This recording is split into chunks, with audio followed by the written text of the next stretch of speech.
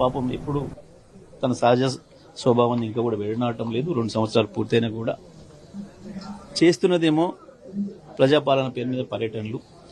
ఒకవైపు ఎన్నికలు జరుగుతున్న సందర్భంలో టెక్నికల్ గా కేవలం ఒక సాకు తీసుకొని పట్టణాలలో సమావేశాలు పెడుతున్నా అని చెప్పి అది కూడా ఖాళీ కుర్చీలకే ఉపన్యాసం ఇస్తూ మళ్లీ నోటికొచ్చినట్టు రోత మాటలు మాట్లాడుతున్నాడు. చాలా అసహ్యంగా, చాలా జుగుప్సాకరంగా ఉంటున్నాయి ముఖ్యమంత్రి మాటలు. ఎవడైనా పదవిలోకి వచ్చినప్పుడు కనీసం మారుతారు. ప్రతిపక్షంగా ఉన్నప్పుడు ఉపయోగించిన భాషను కానీ పదాలను కానీ జనరల్ గా వాడరు. అవాళ కొంత పౌరుషంగా మాట్లాడతారు, కొంచెం ఆవేశంగా మాట్లాడతారు. ఆ తర్వాత సహజంగానే అధికారంలోకి వచ్చినప్పుడు మళ్లీ బాధ్యతాయుతంగా మాట్లాడతారు. ఎక్కడైనా ఎవరైనా ఒక చిన్న సర్పంచ్ పదవి నుంచి మొదలు పెడితే పై వరకు కూడా ఒక వార్డు మెంబర్ కూడా నేను వార్డు మెంబర్ అయినా అని చెప్పి బాధ్యతగా ప్రవర్తిస్తాడు. కానీ వాళ్ళ ఈ ముఖ్యమంత్రికి ఆ మాత్రం విజ్ఞత కూడా లేదు. చాలా అసహ్యంగా మాట్లాడుతూ ఉన్నాడు. రోజు రోజు పెరిగిపోతుంది.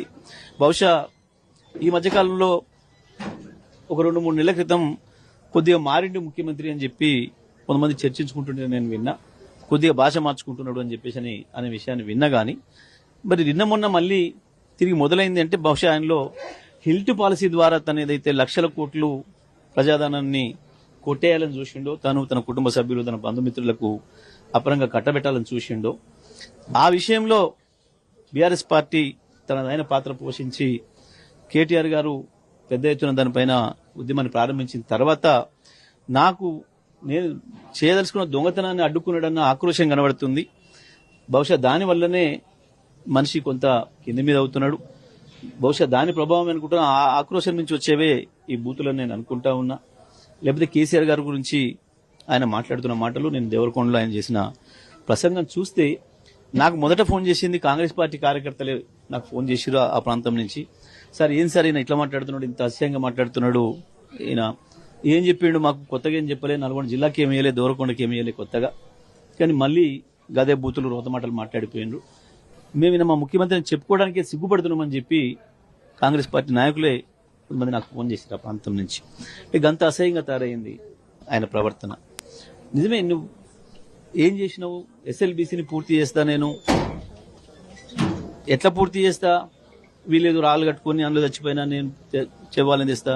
నీ ముఖానికి నువ్వు మొదలుపెట్టిన ప్రాజెక్టులో నీ మంత్రి నువ్వు చేసిన మూర్ఖ పని వల్ల ఎటువంటి పరీక్షలు జరపకుండా ఏదైతే మీరు తవ్వకం చేసినరో అందులో కార్మికులు చచ్చిపోతే ఇప్పటి వరకు గా శవాలను తీయలేకపోయినావు. నీ ముఖానికి ఇంకా నువ్వేందో కేసీఆర్ ఎల్లబడ్డాను ఏం తీస్తావు? నువ్వు ముఖ్యమంత్రివి, నీ సక్కదనము, నీ మంత్రులు 8 శవాలను తీయలేకపోయింది ఇప్పటి వరకు. ఇక నువ్వు ఎస్ఎల్బీసీ పూర్తి చేస్తావు. ఎవడు కారకుడు? ఎస్ఎల్బీసీ పూర్తి కావడానికి ఎవడు కారకుడు? నీ ముఖ్యమంత్రి నువ్వు చేసిందే కదా. నీ పాత ముఖ్యమంత్రి, నువ్వు కొత్తగా ఇయ్యాలని నెత్తికెత్తుకున్న నీ పాత ముఖ్యమంత్రి, నీ దోస్తైన నీ గురువైన నీకు ఆంధ్రప్రదేశ్ ముఖ్యమంత్రి, మీరు చేసిన కుట్ర ఫలితమే కదా. ప్రపంచంలో ఎవడు వాడని టెక్నాలజీని తీసుకొచ్చి నల్గొండ ప్రజల్ని మోసం చేసింది మీరే కదా. ఇవాళ నీకు తాబేదారులుగా నీ బూట్లు దుడుస్తూ నీ మంత్రి పదవి కొనసాగించాలనుకుంటున్న నాయకులే కదా ఆనాడు కూడా అది ప్రారంభం చేసినాడు ఉన్నారు మంత్రులుగా. మీరు చేసిన తప్పుకు, మీరు చేసిన దుర్మార్గాలకి ప్రజలు మీకు శిక్ష వేస్తారు.